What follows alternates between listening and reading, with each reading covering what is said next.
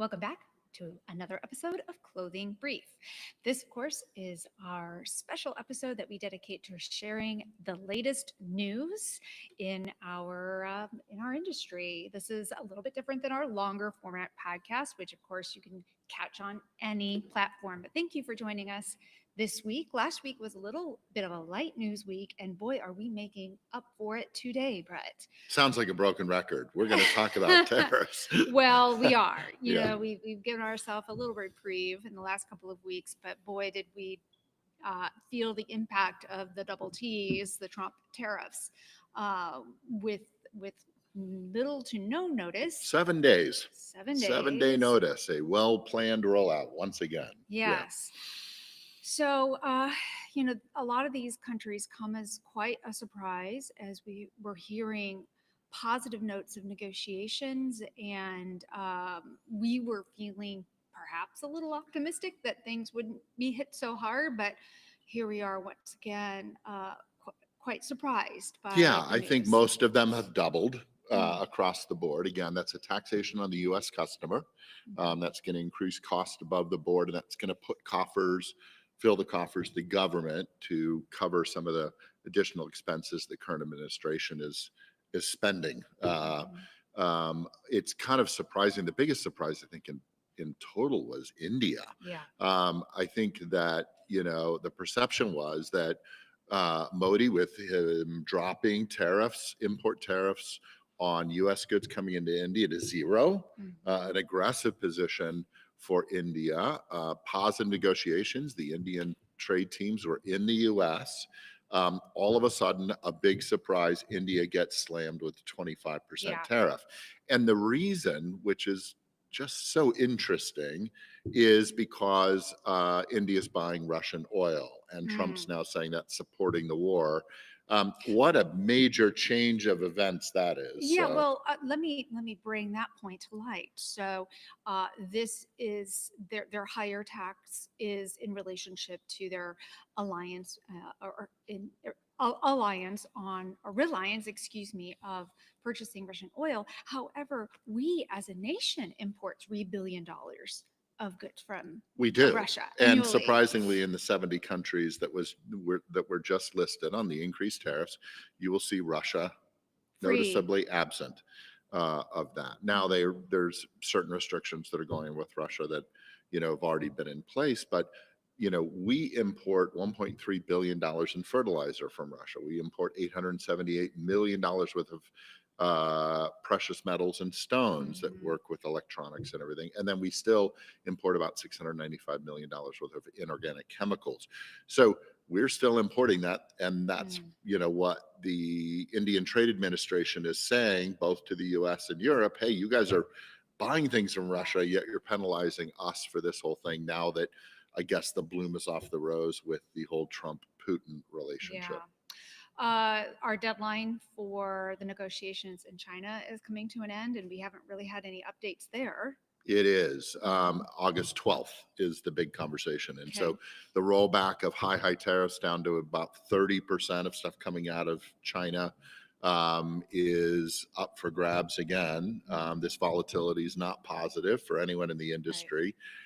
For those of us that import apparel into the U.S. from all these different nations, the real surprise, without any warning, without any possible planning, coming up has been, again, pretty challenging. Yeah, you talk about India, but Pakistan was hit hard, Sri Lanka, a lot of these nations that were sought after as good opportunities for people trying to find new resources outside of China. Now they're hit.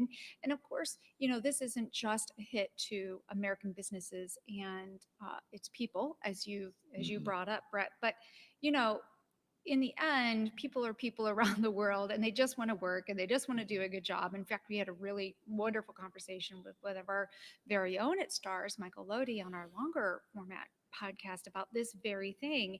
And we're seeing communities around the world that are now really suffering as a part of these actions. Look at Lesotho, for example. Yeah, Lesotho's an interesting conversation because it's this very, very small landlocked country. surrounded by South Africa. The total population somewhere around 2.2 million people.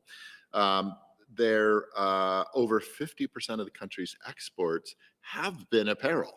I mean, Mm. the country, 11% of the GDP has been that. Diamonds have been the second kind of large Mm-hmm. contributive income for that country. But like since April, these many factories are shutting down. People, because they're nervous about the double whammy for Lesotho and other African nations. There has been something that has been in place for a number of years called AGOA, and it's a African Opportunity Act which eliminated duties for years. So before tariffs, anything coming from these countries would come in duty free, and of course there were no Mm-hmm. tariffs. So that means there was nothing charged on To goods the coming importer. into the Yeah. U.S. And we always, and I think it's important that we reemphasize, duties are still in place in this whole tariff game. Right. You know, on a polo shirt, duties have been in place at 32.1% of the FOB on a synthetic polo shirt for men, let's say. And then when you throw on tariffs on top of it, it raises the taxation. The the numbers that are thrown around in the news with these tariffs, somewhere around 20% on most of the Mm-hmm. apparel manufacturing nations: Bangladesh, Cambodia, Indonesia, Pakistan, Sri Lanka, Taiwan, Thailand, and Vietnam. They're all around 20%. Mm-hmm. That's on top of duties that are already in place. Right. So it's bringing things up to about 52%, let's say, on synthetics in total. I think that's important for people to understand. Mm-hmm. But when you're looking at Sri Lanka, you had a situation where they were making goods both um, duty free and tariff free, and that stimulated the desire for organizations, larger ones, Levi's, Walmart, things like that, to go into Lesotho and help build what's typically a difficult. I spent 3 years in Africa. Right. It's kind of a difficult go there, but it was an incentive to help build business there. And so now you've got this threat, you've got this increase in tariff. It was up as high as 50% conversations in April. It's gone down to 15%, but that was enough to really disturb, Mm-hmm. the entire infrastructure there. Over 30,000 workers, more than likely, mostly women, will have to be let go if this continues. And then coming up, the big challenge is September, AGOA is up for renewal. And if AGOA Mm. gets dropped, then you both are now going to have both duties, that was baseline duties Right. that countries that aren't exempt from duties are going to kick On in top of the tariff. on top of Yeah. the tariffs. And I think that will decimate the manufacturing Absolutely. for Lesotho. So it's a pretty difficult story there. Another thing that we should be making note of, we've been talking about this for some time, we're talking about the end of de minimis. We knew that that was coming into play, but now that is actually on our doorstep. August 29th is when that is looking to be completely And that was a eliminated. surprise. They were Right. talking about extending de minimis for a little while longer so they could put some systems in place. I mean, if you think Right. about it, we have 1.36 billion shipments a year coming in that are de minimis. Uh, Managing that is, well, think yeah. about it. You got Custom and Border Protection. It's estimated about 25,000 employees within Customs and Border Protection, covering 300 different ports of entry, are responsible. Now you're going to add on top of all the shipments that we're getting, the normal shipments that are coming. Mm-hmm. How are they going to manage now 1.36 billion additional, the supervision of 1.36 billion additional shipments coming in? And I think that there has been some clear understanding that countries like China have taken unfair trade advantage with de minimis, have shipped in tons of Right. goods, Well, we're looking at duty free and tariff free. those are in the fast fashion segment, really. Yeah, for Right. sure. And I think that there should be this study and there should be this kind of review of that. But when you start to realize that there are non-commercial shipments that will now be impacted as we get in things for Sure. approval, as we get in Samples samples, and things like that, yeah. how are we going to manage that? How do people manage that through your normal channels like FedEx, etc. Yeah. And how do you start filing for these duties and tariffs on even non-commercial goods? So again, I don't think it's a really well thought I mean, out we'll kind of find out the deal. night And before. yeah.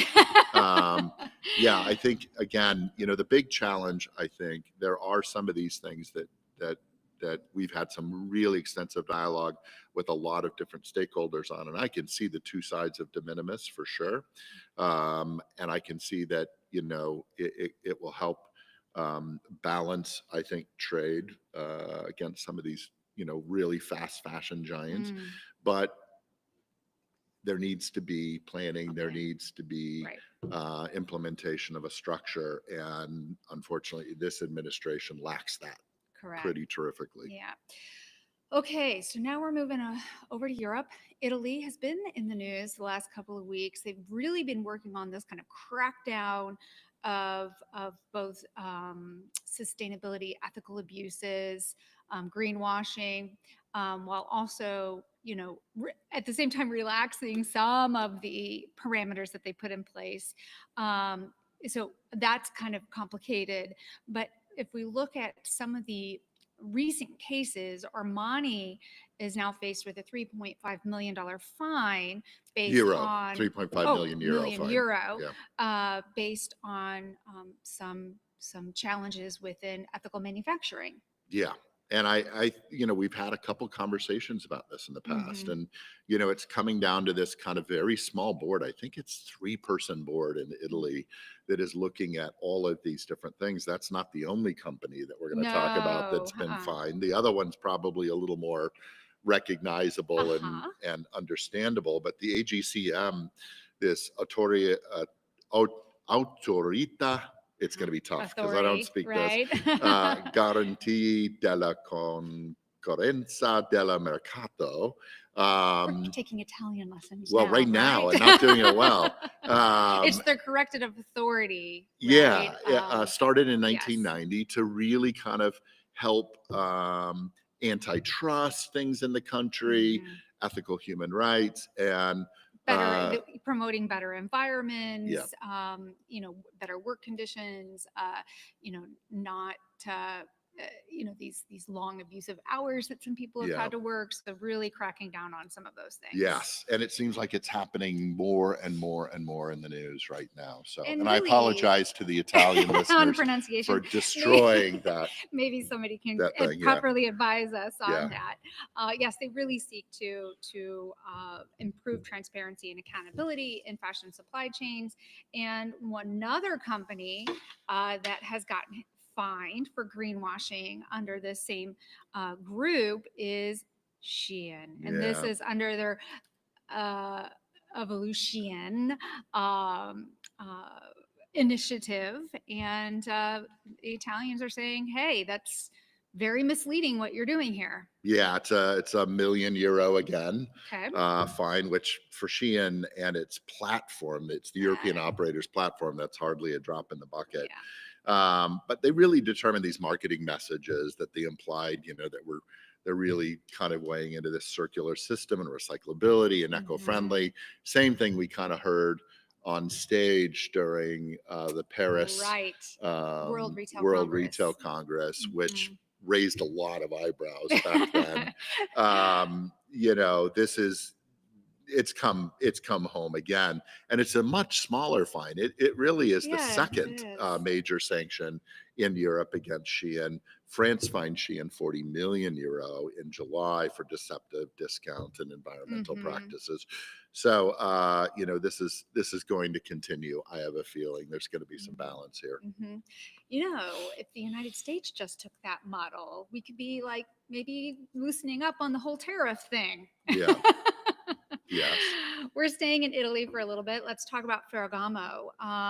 We've seen a rise in the fall of luxury over the last year, and Ferragamo is now announcing a pretty significant loss in sales. Yeah, I think we're going to start seeing things like this across the board. I think there's Mhm. so much volatility in the world today that, I think a number of brands, whether it's luxury or normal, are going to start to see this. We're seeing, the large, athletic brands starting to suffer. Yeah. Salvatore Ferragamo seeing a 66 My, oh my. million euro net loss in the Mhm. first half of 2025, down from a 6 million to profit euro profit the year before. So, Mhm. it's a massive swing for them.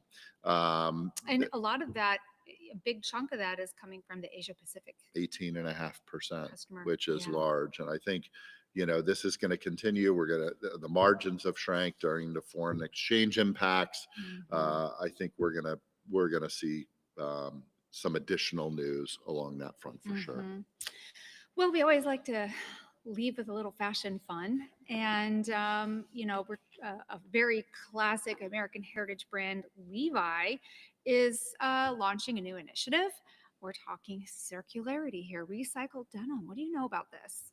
Well, they're really working on this new launch of recycled denim, where it's a blend of certified organic cotton and circulose fiber. It's a material that's produced from post-consumer recycled denim and textiles, Mm. and we are seeing a pretty big increase in that. So it's part of Levi's Well Thread collection, Mm. and so despite a lot of this conversation downplaying sustainability and eco-friendly, and we're seeing organizations that really understand that we've got to continue that despite politics and rhetoric, Mhm. to contribute to reducing our environmental impact. So it's a great launch, and hopefully it Yeah. continues. I think the ability, we've had a couple conversations with a number of organizations right now that are talking about recycling Mhm. existing material. Creating new fiber out of old fibers. Yeah, we Yeah, recently had a group in Everywhere from that's right. California, Yes. and he has a pretty unique patented program that is shredding old T-shirts, dead stock T-shirts by color, and then re-spinning through a unique capability and re-knitting new T-shirts. And I think that's fantastic, as opposed to goods that are going into a landfill. They're Mhm. finding ways to segregate, shred, respin, and reuse. And I think that's some really important circularity conversation. Well, there's certainly a lot of opportunity for contributions to these fibers, as we know, a lot of garments head to the landfill each year. So Yeah, it's wonderful to know that there are a lot of companies dedicating resources to finding better solutions. for sure. Yeah. Well, thank you for joining us today. Those are our highlights. Are they highlights or lowlights of I don't know. They're what's happening? lights. Yeah, they're something. It's It's not information. necessarily light. Yeah. Well, anyway, thank you for joining us with the insights from what's happening in our industry during this clothing brief today. Do not forget to subscribe to our podcast to stay apprised of upcoming episodes. We have a new drop this week. I'm going to have to check it out myself. I'm not. Oh, I remember. It's on mom and pops. The value of mom and pop shops in building a new brand. That's wonderful. So yes. So anyway, meet us back here next week, same time, same place, to catch up on the latest news.